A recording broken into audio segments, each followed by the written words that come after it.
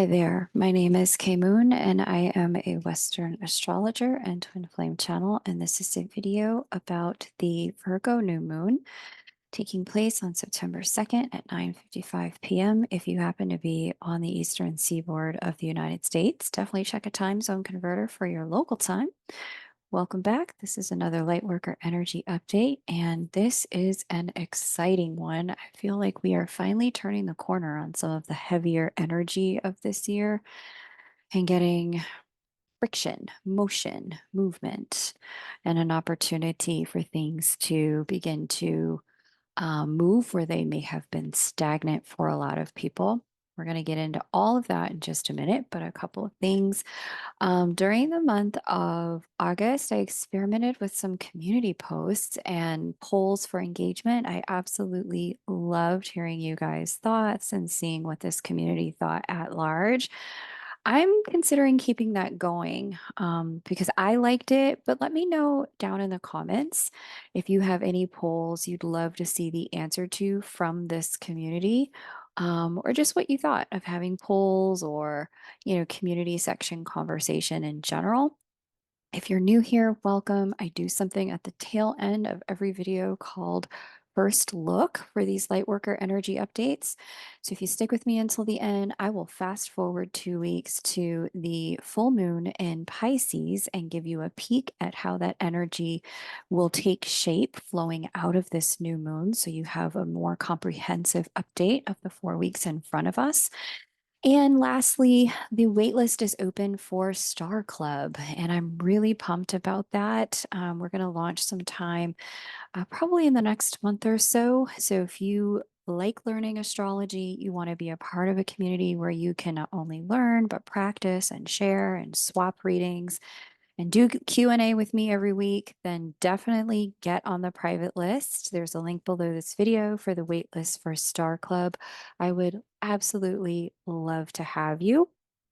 And for those of you who identify as part of the Divine Counterpart community, there is something that I'm going to be launching exclusively for you guys to really move out of successive or redundant patterns of healing and into having your connection. And that's going to launch just before Star Club does. So if you like discounts, if you like savings, if you don't like paying full price, if you don't like waiting till the last minute, definitely make sure you are on the private list because private listers always get first pick, special pricing, and the opportunity to know about everything coming up first. Link to join is below this video.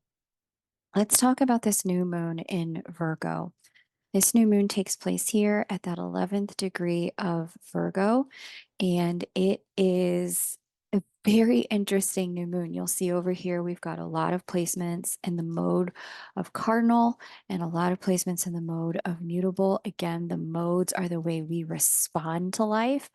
Cardinal is all about taking initiative and doing new beginnings. Mutable is all about being flexible and working things out step by step. And so, in a combination, high cardinality, high mutability, when there's a lot of planets and cardinal or mutable signs simultaneously, in the light, we get a lot of energy for new beginnings, and we have a lot of ability to be flexible about those new beginnings rather than perfectionistic. However, and we also get a flexibility to release what's not working with a lot more grace. Like, oh, that didn't work. I'll try something new. No big deal.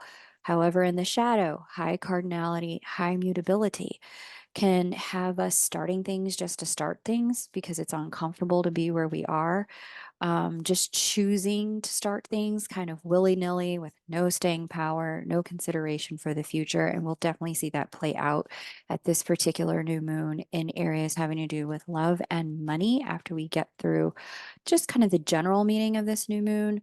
There's a lot going on at this new moon with Venus. So I'm going to cover that for you guys and give you a bit of a preview into the upcoming eclipses on November 17th and October 2nd. But for now, let's get into this new moon. So this new moon takes place at the 11th degree of Virgo. We see an opposition to Saturn.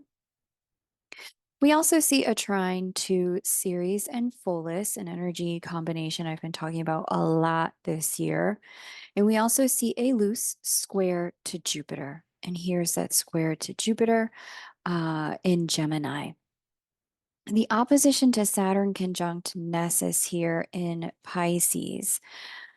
Um, this is a really great energy because Saturn is a bit of an absolute integrity restorer. And so in the mythology, originally Saturn was the governor of time, order, and sequencing, seasons. And Saturn also got the moniker of the harsh teacher or the disciplinarian after providing some assistance to his mother. His mother had created a lover named Ouranos, the heavens that wrapped around her body. But when she began to give birth to their co created children that Ouranos thought were an abomination, and he began to shove those back into her body, it was Saturn that stepped up to help her after she asked for assistance. Mama Gaia said, I need you to castrate him. Saturn said, no problem, Mom. I got you. And that's how we got Saturn's reputation as the disciplinarian and harsh teacher. However, it's only when we look at Saturn from the male gaze. From the female gaze, we get Saturn as the restorer of Gaia's wholeness, gave her back the ability to do what it is she was built to do, which was to birth. And so, in this energy with Saturn opposite this particular new moon, whenever I see a new moon or a full moon involving Saturn in tension, the opposition, which is the case here, or the square, I know Saturn is going to bring forth a bit more of the cutting, the completion, the stripping away energy for our benefit. While it's not always a closure with Saturn, it is a removal for the purposes of giving us time and space to heal, get whole, and become more of who we are meant to be. There's a lot of truth and recognition with Saturn about the way we may have outgrown certain things or things that may have outgrown us. A lot of truth and recognition as well about what no longer serves and where our services are no longer needed. We can think of this as an invitation to mature or move on to our next chapter. Mature in our ability to be more of ourselves, bring more of ourselves back online that may have been stunted by living in a pot that was just too small and we have outgrown it. We have the trine from Pholus and Ceres up here in Capricorn. Now, because this new moon has that trine to those two, and Ceres and Pholus are in conversation with Saturn themselves in a sextile, this does amplify Saturn's closure and completion energy as Ceres herself speaks to seasons of completion, a thing coming to harvest, representing that whatever is completing at this time, it was indeed the right time. What you needed to get out of it, you got, even if it doesn't look like that to the conscious mind. Secondarily, Pholus here in the mix, this friend right here, which I've talked about extensively this year, is all about poisons and toxicity. That the two of these have been what we call retrograde, moving backwards, perceived from Earth, and conjunct, coming together in the sky since February of 2024, is indicative of pulling toxins out of the structure. That's Capricorn, where they're both sitting, out of the structure of our lives because we've outgrown any agreement with toxicity or need for it. For many, this will be a work related release. As Virgo, where the new moon is, specifically deals, it's our sign of service. It deals with service and providing service. And Capricorn, where Pholus and Ceres sit, deal with work. For others of you, this could be the transitioning of a long-time pet familiar. Certainly Virgo oversees that domain, or the completion of a season with your health or day-to-day routines and habits, also Virgo's domain. And still for others, this will be a changing up of the structure of your life altogether from the ground up. We do see here a loose square to Jupiter here in Gemini. As I mentioned, And this adds a sliver of silver lining here. It speaks to opportunities being available if we're willing to work for them, given Jupiter's square to Saturn. And the work required is available through Sagittarius, the mutable sign with no planetary placement occupation at this lunation. So we have a mutable sign, Pisces, hosting Saturn, mutable sign, Virgo, hosting the new moon, mutable sign, Gemini, hosting Jupiter. But we have nothing out here in late degrees of Sagittarius. So when we have this level of T square energy, if we bring in the missing mutable energy through our choices and actions, it has the opportunity to balance out the energy for us. What does Sagittarius represent? Truth, faith, hope, optimism. So choosing to look for that silver lining, look for the bright side, choosing to have faith. And in some cases, choosing to take that plunge, that travel, buy that ticket. And in other cases, write that book, do that class, get that education going that you know you've needed to. If we can step into Sagittarius, it's going to really balance out all of the tension that this mutable T square is bringing up. Okay. Now, this is a beautiful opportunity, this particular new moon, to be able to see something with 2020 vision and make a decision to go in the direction of the desires of your heart because of the semi-sextile to Venus and Juno here in the next sign, which is Libra. There is a sense of understanding our true value and looking for where there is fair treatment and equality of give and take in whatever our next step is. Many of the things that are beginning and ending at this new moon have to do with stepping into more aligned power dynamics, financially, work wise, and foundationally when it comes to the structures of our life. Now, because Virgo deals with decisions and routines, rituals of our day to day life, there is going to be some shift here, and we will have to make a choice. How can we allow the thing that's changing to evolve our day and our daily living to align with the direction we want to go? I mentioned this before, but it's worth saying again. The changes unfolding in the now time are necessary steps for the manifestations we created way back in spring of 2023 and 2024. These are the unfoldments that we're seeing now. We just may not have thought the process would look the way it's looking. Nevertheless, the very things we were asking for then are what we are coming to terms with seeing unfold now. Now, that being said, it's going to be important to use the Jupiter influence and not get sucked into catastrophization or the Jupiter square Saturn influence to have a more balanced approach, not get sucked into fairy tales on the other extreme or just looking out the other way and ignoring circumstances. Measured approaches will work well here. Hands on the wheel and in the clay when it comes to working on what we need. We don't have to force anything, but we will benefit from not leaving everything up to the divine. That being said, there are some signs that are going to feel this new moon most. If you have sun, moon, or rising in Virgo, Pisces, Gemini, Sagittarius, Capricorn, and Taurus, you are going to find that this particular new moon is very impactful for you. There are lots of other influences unfolding as we step into this new moon. Let's have a look at some of those now.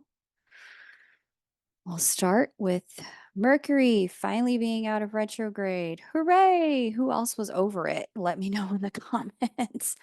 I definitely was real over it with this particular Mercury retrograde. Like, please, everybody who resurfaced, go back home. Just we weren't talking before. Let's keep it that way. I was good with it. I made my peace. Please enjoy your life. I wish you well. So now that Mercury's finally done with retrograde, but still in shadow with the last meetup with Chiron and Uranus. So here's Uranus in square, here's Chiron in Aries. We do get some final last burst of revelation and healing with this particular Mercury direct, but speaking to the two of those. Chiron will bring a healing and a softening impact by helping us embrace what's unique and different about ourselves, since it's in the sign of the self, that's Aries. For some, this combination is going to be clarifying to your thought leadership, your branding, your messaging, your communications for your business. For others, it's going to be elevating your relationship and clarifying your next step in relationship. There still may be a few loose ends that are going to get smoothed out as we move through the post retrograde shadow, but hopefully, this retrograde has been illuminating, it has been clarifying about the things that have been challenging in recent months in love, money, and work, and giving you what you needed to take steps forward. It was definitely designed to shake certain things loose. Now, for those of you in more complex situations, we will have a final Mercury retrograde in December that will also coincide with a Mars retrograde. That time frame is where you'll find more of your movement and clarity if this has been an ongoing challenge that predated this Mercury retrograde. Okay, so that's our final Mercury retrograde completion update. Let's see, what are the other energies unfolding? So we have two eclipses coming. So the first one on the 17th, I will post a separate part two eclipse update. Part one is already in the live section of this channel. So if you want to have a look at the spring eclipses and how those may have laid the foundation for these fall eclipses, definitely feel free to take a peek. On September 17th, we will have a full moon lunar eclipse on a brand new axis and a kickoff to a brand new cycle. That is a full moon lunar eclipse in Pisces, there at that 25th degree of Pisces. This one speaks heavily about closures and completions that may have something to do with power dynamics in our lives. I'm going to be getting more into that as we come in, as we get closer to it. There will also be a solar eclipse that is coming on October 2nd. So I will show you that here.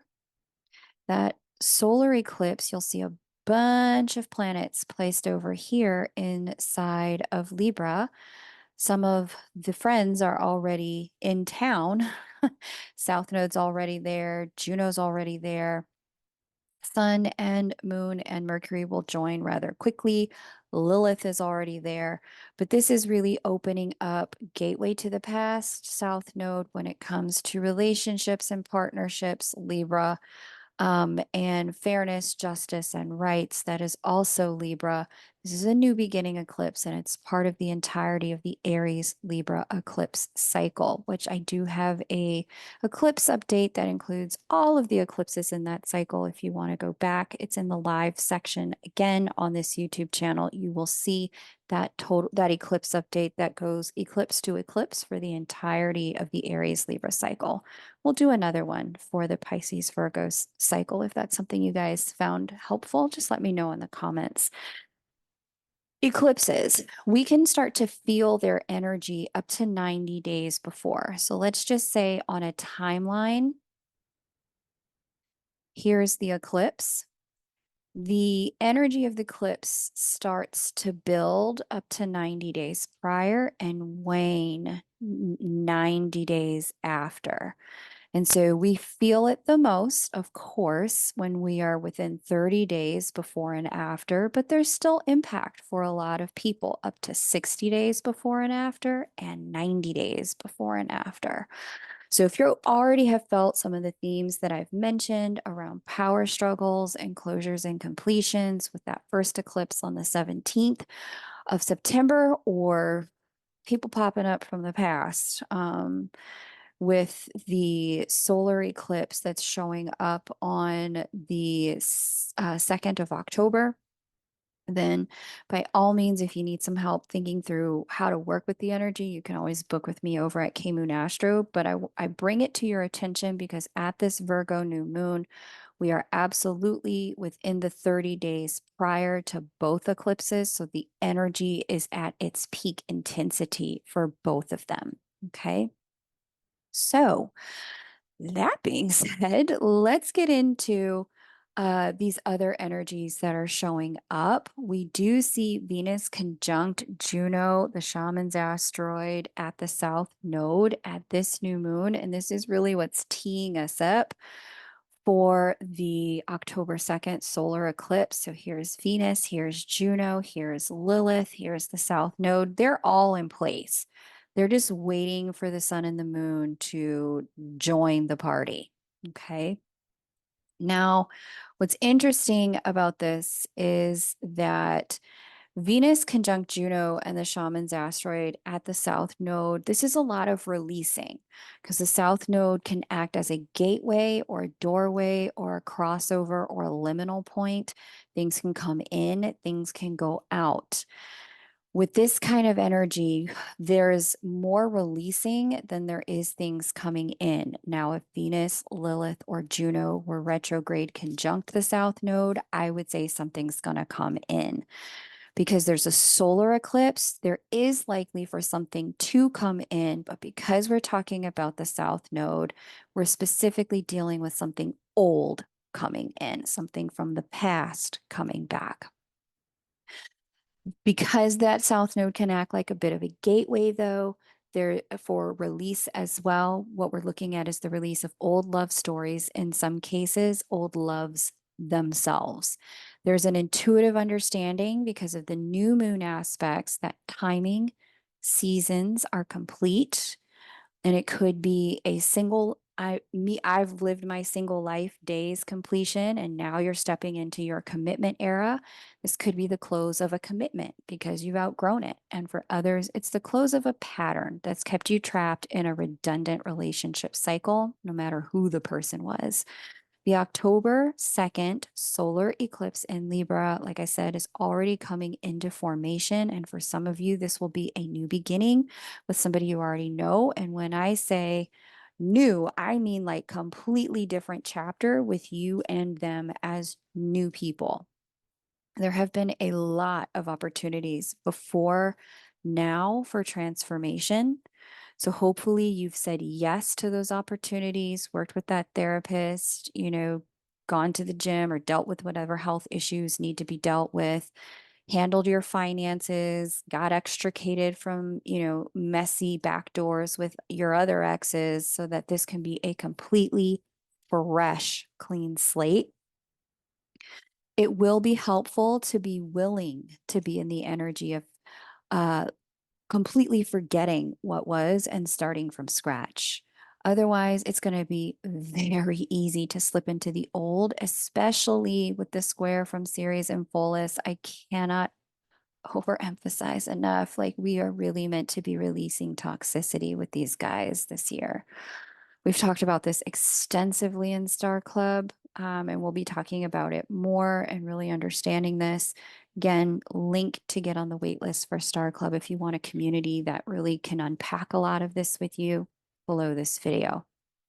But what this is going to do is, from the squaring aspect, it's going to surface a lot of that old toxicity and really show us, okay, this is why I got out of that. This is why I stopped doing that. This is why I stopped believing that, thinking that, behaving in that way, dealing with this person, etc.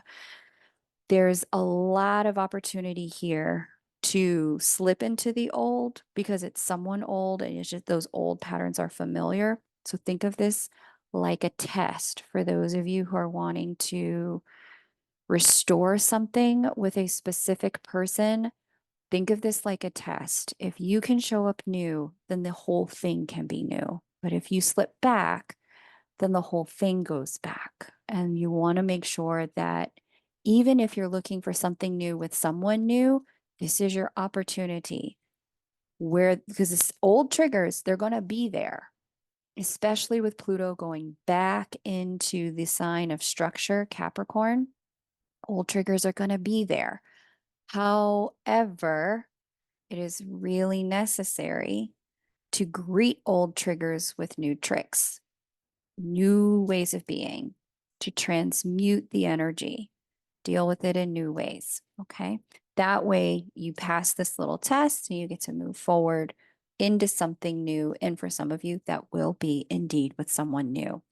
Venus and Juno here are also in trine formation with Chariklo and Aquarius. And this is indicative of a blessing available when it comes to these relationship new beginnings, no matter which category you fall into. There's supernatural intervention and support available upon asking. So be sure to speak your intentions and ask for support from the divine. Asking will be key, and being willing to stay in the conversation about responses and hear with an open mind and an open heart another person's authentic responses. Now, for those of you looking to solidify relationship intentions and directions, I'm going to be really honest. You may find clarity hard to come by with Venus opposite Neptune at this time. This will bring some challenges when it comes to turning passion and chemistry, which will run high because, of course, Mars wants to be in the conversation too. This is it's gonna make it hard to turn passion and chemistry into concrete plans and commitments, given Neptune's addition to everything we just spoke about. Neptune brings some spiritual insights, but they could be fleeting because what Neptune does is it loosens bonds, it dissolves clarity, it opens to more rather than creates exclusivity. It washes away. And in this case, it's the dissolution of clarity pertaining to desire and action, those of ourselves and others. It can be really hard to know what you need and want in this energy. It can also feel challenging to get that information from other people at this time. There's additional challenge or support, depending upon how you look at it, from Venus receiving a trine here from Uranus. Because why stop at all, these placements? Why not just add more, right? So Uranus wants to talk too. And relationship and financial revelations have likely happened for many in the final 2 weeks of August as this combination has perfected and Venus is now pulling away. You'll also find that for some of you, some surprising love connections may have unfolded as well, or at least passionate interludes. And for others, there could be an opportunity to get caught up in a moment and overspend. So it's going to be really important to stay financially mindful in this energy as well. Like I said, Neptune creating a little bit of fog, but that's okay because we know what we need to do here. All right. Now, Mars, our friend, is leaving his conjunction with Jupiter. Hooray! It wasn't a bad thing, but it can make a lot of hastiness. And so when Mars and Jupiter were conjunct, there was definitely a huge motivational boost for all of us to get things done during the month of August and the end of July. Mars is now under the influence of Neptune. See that square there. And this may bring a little bit of confusion about motivations and intentions when it comes to next steps. It could also bring a bit of words and actions not lining up, making situations and people very difficult to trust. It speaks to an energy that is ambiguous when it comes to direction and reactionary due to a lack of clarity. Again, with Mercury out of retrograde and Mercury in communication with Uranus, with Chiron here, it's really going to help to talk things through with everyone involved as best as possible before reacting or coming to conclusion based on somebody else's reactions. Reactionary choices at this time can make challenging situations more difficult in this energy. It will be very easy to assume a lot from what others are doing or not doing because Neptune governs the imagination. And of course, Jupiter and Mars here are in the sign that deals with our consciousness, but can the double thinking and the imagination, this is where kind of our own thoughts can get the worst of us. Okay. So it's going to be because there's so much room for foregone conclusions, imagining meanings that aren't aligned with another person's intentions or even our own intentions. It's going to be a really good idea if anything hurts your feelings, if anything feels unclear, anything seems contradictory. Just ask people before reacting to them. Did you mean this? This is how I took it. What are you actually intending here? Check in and to be willing to have a conversation, possibly three of them, to work through any challenges that come up, especially with Venus square Mars in the mix.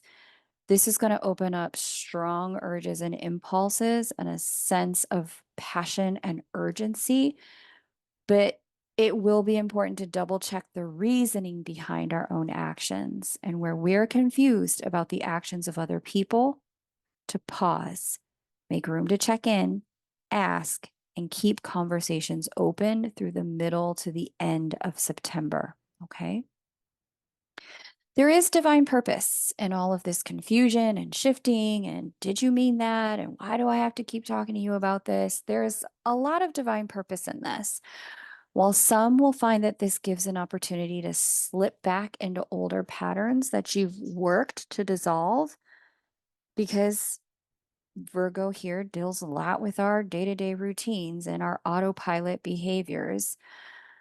Um, the opportunity here, if you happen to find yourself backsliding in that way, that backslide and the experiences you have during it may be all you need to understand why an ending was needed with that person, that behavior, that job, that home in the first place.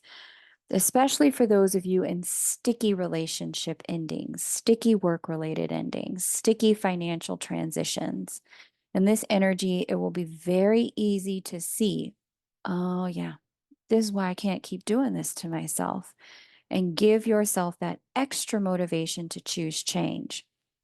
Others of you will have an amplified sense of settling in with the answer, I just don't know at this point, as circumstances to continue to shapeshift around us collectively. Much of this will be a reminder that while we cannot go back, we can remember that we are always divinely guided and protected. And in one way or another, life has gone on, is going on, and will go on.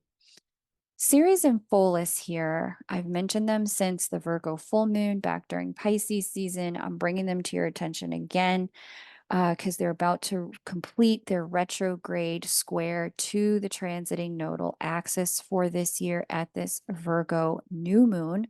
It's going to be the peak of this energy before all Ceres pulls forward. Since she's now done retrograde, the North Node is about to pull out of that exact square energy. And so we're going to come to the completion of this season of massive choice. And the reason why this is such a choice point, whenever the nodes, a lot of astrologers will speak to them as the nodes of destiny. North node pulls us in the direction we're meant to go and grow. South node shows us which directions we've outgrown and need to let go. Because of this, when they change signs, for us collectively, the nodes of the moon show us what we need to do to harmonize our lives with the direction of our spiritual growth.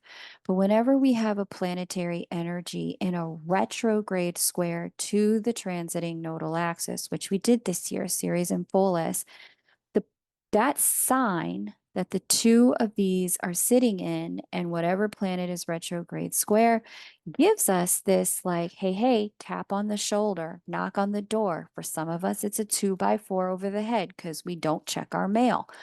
It gives us this opportunity to really see, hey, here's what's not working. How do we make a different choice? We make these different choices. Whenever we got that retrograde square, life has a fork in the road. choices available at this place on if we choose path A are not the choices available if we choose path B. Whole different set of choices over here versus over here. You and I, where we happen to be as Ceres and Pholus, retrograde square, the transiting nodal axis, where we happen to be is right here, this fork in the road.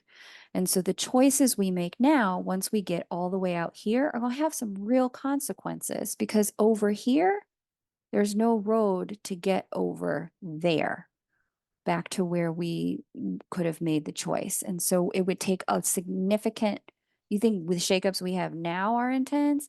If you want to switch gears down the road, it's going to be harder. It can be done, but it will be more difficult. So this is why this is so consequential, because the nodes of the moon specifically open and close timelines, pathways, and gateways for our lives. Retrograde square is telling us what are the choices we have to make at this time and where are we supposed to move toward. So I've mentioned this a lot. Aries North Node is about leaning into our own self, our own ambitions, who we are as people, as individuals, taking action. That's what the answer is. Whatever answer gives us access to that is the correct answer. You'll have further answers in your own natal chart when we look at your own North Node and the way these planets are impacting your natal planets. But the Ceres Pholus thing for all of us collectively sitting in Capricorn, there's toxicity Pholus that needs to end Ceres in some of the previous structures of our life. That's Capricorn. And so, where there has been shakeup this year, it's because there is something that has not worked in the house that Capricorn governs in your chart.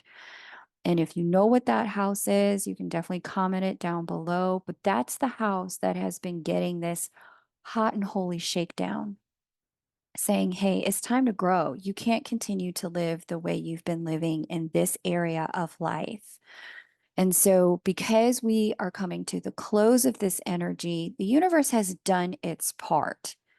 What it was going to do in terms of opening your eyes, shaking you up, putting you on notice about how uncomfortable it is to live in your own toxicity or participate in others' toxicity through enablement, it has done its job. Now that this configuration is going to loosen after this Virgo new moon, the rest is up to us to make the choices to bring our lives into alignment with greater ease, greater abundance, greater allowance for who we really are to shine. Again, the choice is always with the North Node. Where are we meant to go? Where are we meant to grow? Toward being more of our whole and true selves. That is Aries, where the North Node sits at this time. Okay. So, I said this at the Lightworker Energy update for the Aquarius full moon, but it feels as if the choices at this time are between uncomfortable choice A and uncomfortable choice B. I get it. I want to be clear. I'm going to give it to you the way God's given it to me. That you are uncomfortable is a function of attachment, ego, and pride. Now, I know some of you are listening to me and going, but K Moon, you don't understand. You're right. I am not in your situation. But when we allow fear to be the reason we stay in something toxic with other people or fight toxicity with toxicity, whether it's family, work, or love, what we're really saying underneath all of that is we don't believe that we ourselves or that other people have the strength, the wisdom, the guidance, or the capacity to grow into their best life without us. We're ultimately voting for their weaknesses and their limitations. They can and they will find someone to replace you at that toxic job. I promise you the work will still get done.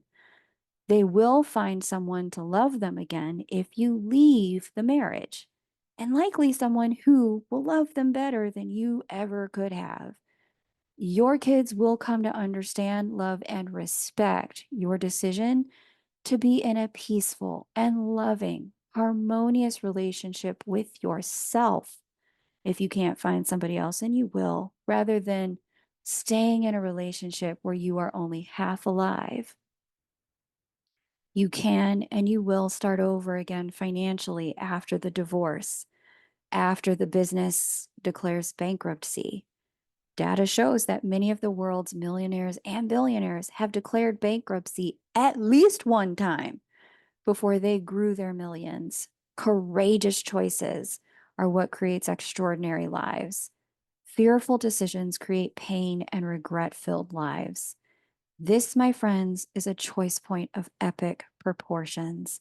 Given how many of the major planets are about to move into new signs and creating a new reality for us to live in, the energetic gates are open at this time for choices to change through the spring. But now is our time to make the movements. Okay. With that said, thank you for coming to my TED Talk. With that said, let's get into first look, y'all. I want to look at the Pisces full moon and lunar eclipse, September 17th. Let's get into it. Yeah. Let me find that for us. Pisces full moon and lunar eclipse. Where you at? And new share. Here we go. Okay, so here we are. Pisces full moon, lunar eclipse, September 17th, 10:34. Is that PM? Yes, PM. If you happen to be on the eastern seaboard of the United States, please check a time zone converter for that local time. Let's take a look. This is my first look really getting into this, so let's take a peek. At this full moon lunar eclipse, we see moon, Nessus and Saturn in conjunction. Oh, but so much more fun is Neptune at the party. And we've got an opposition to the sun. A little bit of opposition there from Mercury. And let's see, we've got a sextile from Pluto, a sextile from Uranus, a square from Jupiter in Gemini. Wow. All righty. I like to see it.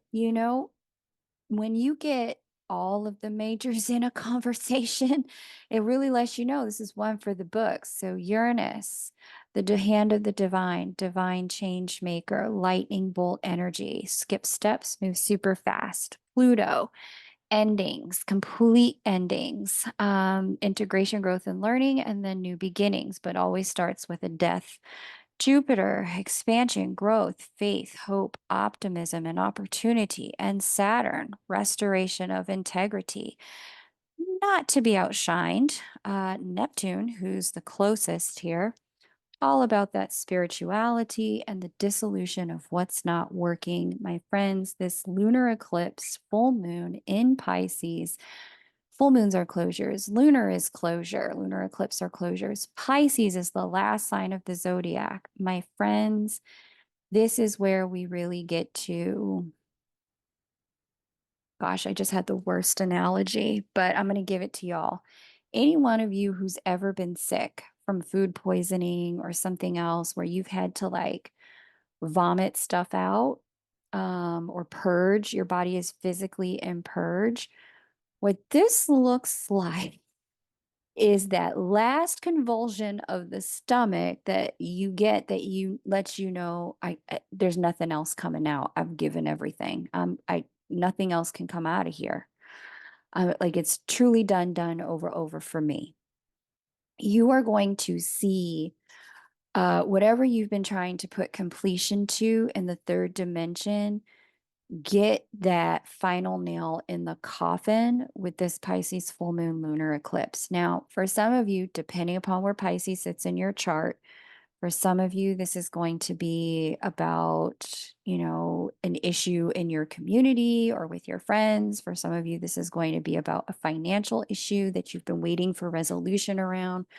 For others of you, this may be about relocation or a home. And still for other people, this could be about a relationship. The house that Pisces governs in your chart is the one that's going to take the biggest hit. Definitely get with me over at kmoonastro.com if you want to have that conversation. This is the beginning of a new eclipse cycle that extends through 2027, if I recall correctly. So, and it's a lunar heavy eclipse cycle. So, we just had a solar heavy eclipse cycle where the majority of eclipses on the Aries Libra axis were all about new beginnings because they were solar eclipses. This one is lunar eclipse heavy. Majority of the eclipses are on the Virgo Pisces axis, have everything to do with completions and closures and endings. This the first eclipse of the entire cycle always colors the cycle. It tells us what the cycle is going to be about. And so, yeah, this is talking about some level of closure, and completion, like capital C, for all of us in some area of life. So that's exciting because I know some of you are like, when is this chapter going to be over? I am so sick of not being able to find a job or living with crazy neighbors and roommates. I'm ready to move. I'm ready to find a job. I'm ready to work. Whatever chapter it is that you're like ready to close, this Pisces Virgo eclipse cycle is likely going to bring that closure for you. And in addition to that, you're also going to see this kickoff eclipse really puts you on notice that it's time. It's time. You're done. The universe is sick of hearing you complain about it. You know what to do. Some insight has been provided. Do not pass go. Do not collect $200. Go directly to the solution. And yeah, it's going to be a big one. I'm excited for this. I'm excited for the completions and the closures that this is going to allow many of us. As I think a lot of you, as I've spoken to you, have mentioned you're like really ready to step into new chapters. So, congratulations on those new chapters. I know it's uncomfortable right now. Courageous choices are going to get you the life that you really want. The price of that life that you really want is giving up the one you've got. So, if it's falling, let it fall. If you're uncomfortable, prepare to change it. Don't try to keep things as they were because this is not the season for that. Okay. Oh, my love, you guys. Thank you so much for all of your support. Every like that you give my videos, every comment that you put underneath, every person that subscribes to these videos, every time you guys share these videos with someone, it lets the algorithm know, hey, maybe we should circulate this content to some other people who might like it. And if you like having me here on this channel, the more people who like, share, and subscribe, the more I have the freedom to continue to do what I do. So thank you for everyone who does that. And like I said, there's some new courses coming out soon. Waitlist links are below this video. Private list is the best way to make sure you know about everything that's below this video as well. And if you'd like some support, you know where to find me, kmoonastro.com. Book that personal reading. If you can only do 30 minutes, even that could provide a lot of insight between now and December 31st and get you through the end of the year. And then we can check in again at the start of the new year to look at the year ahead. It's been wonderful to be with you. Take great care and bye for now.